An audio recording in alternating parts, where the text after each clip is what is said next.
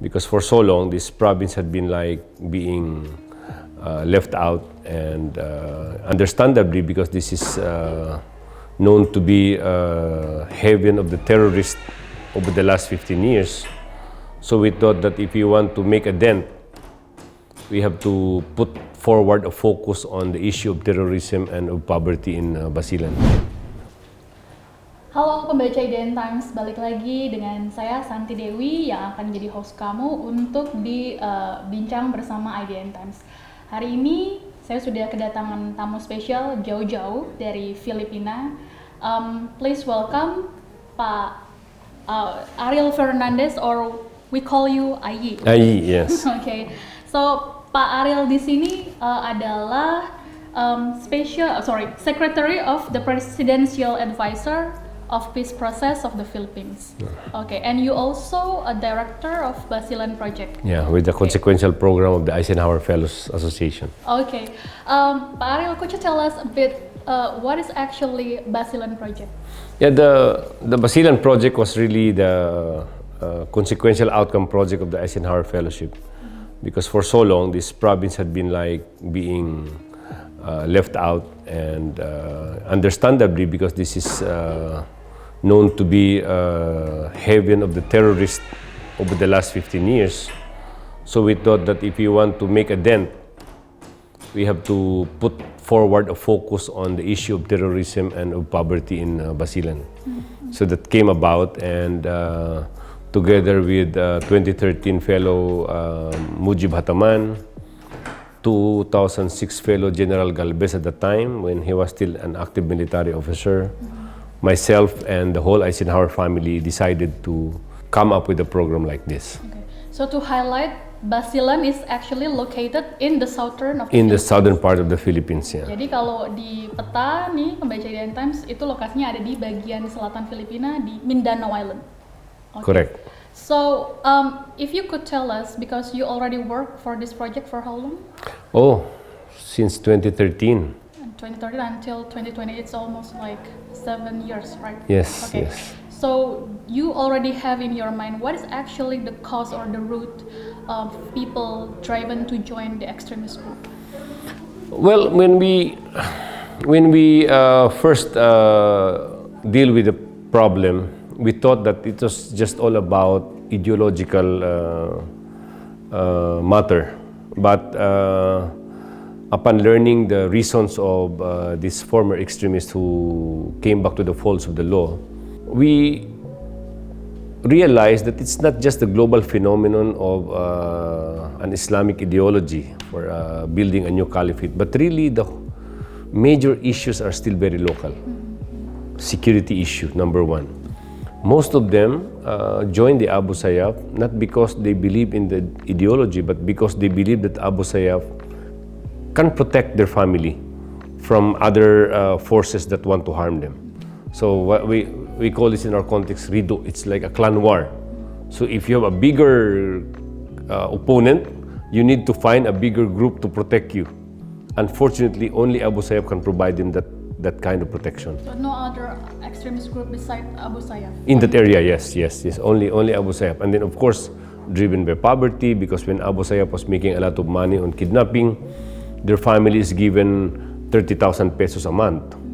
For every fighter, you'll have like a salary, so you can participate in the activities of the group. So it's basically socio-economic, and then you have the security, and then the injustice. No, most of these families were victims of military harassment before and campaign. So they have this deep anger towards the establishment of killing their father before, killing their members of the family before. So all this combined, you see not the Islamic ideology to build a caliphate, but really a very local issue that can be addressed locally. And this is our realization, that if we are to solve this one, we need to be very close to the local. We need to fully understand the dynamics and convince the local leadership to take ownership of the problem. Do they, in the beginning, accept your programs, or No, because the previous leaders were just like contented to have that problem linger on as long as they're not affected. And there was even a time when the local leadership was even accused of also conniving with the Abu Sayyaf because there's so much money revolving around the industry of kidnapping. So in this case, we were waiting for a leader to own the problem and then strongly declare that under his leadership, this problem should be solved once and for all. And then you mentioned earlier about the kidnapping, and the facts said that Indonesians also become the victims. The statistic mentioned earlier by our foreign ministry said that it's already 39 Indonesians got kidnapped. Yeah. And then we still have 3 more under custody of Abu Sayyaf group. In your mind, what would they take Indonesian more compared to other hostages from other nationality? It's not only Indonesians. There were Canadians who were kidnapped. There were Norwegians. There were Americans before.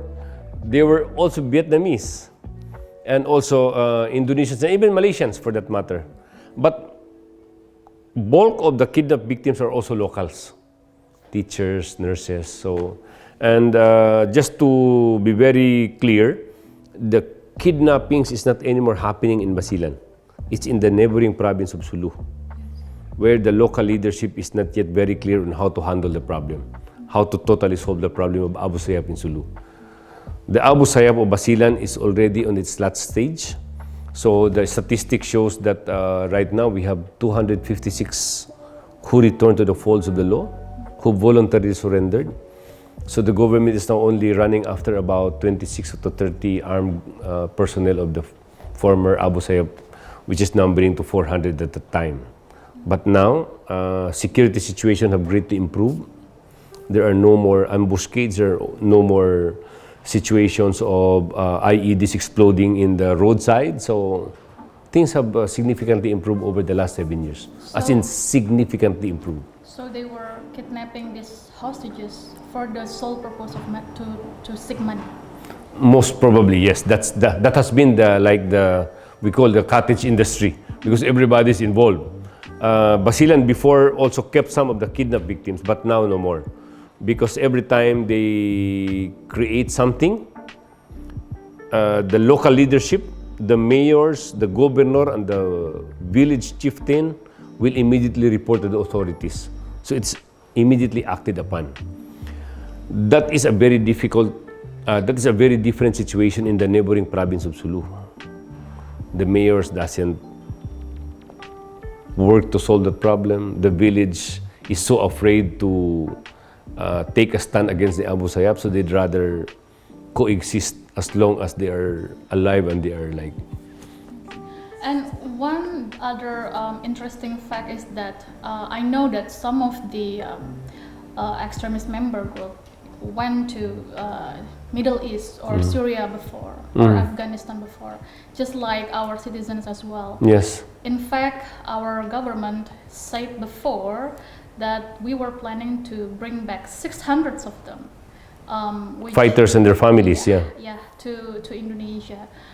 I just wondering, with your experience dealing with extremists, is that a very good idea, to bring back ex-extremists to the mother of the land where they live and grow? This is a very sensitive action, no? Basically because the stigma is very strong. And I heard that even before these fighters went to Syria to fight alongside their comrades there, they burned their Indonesian passport. So taking them back, I suppose there will be a lot of strong reaction, if not opposition, from the public. But sometimes if you're in government, you cannot choose. If it's your nationals, you have to adapt, and that's where the hard work really lies, no? And I think the biggest work there is on the de-radicalization of the mind. How do you re-educate? How do you convince slowly by re-educating them that extremism is not the way to go? But look at the bigger picture, no?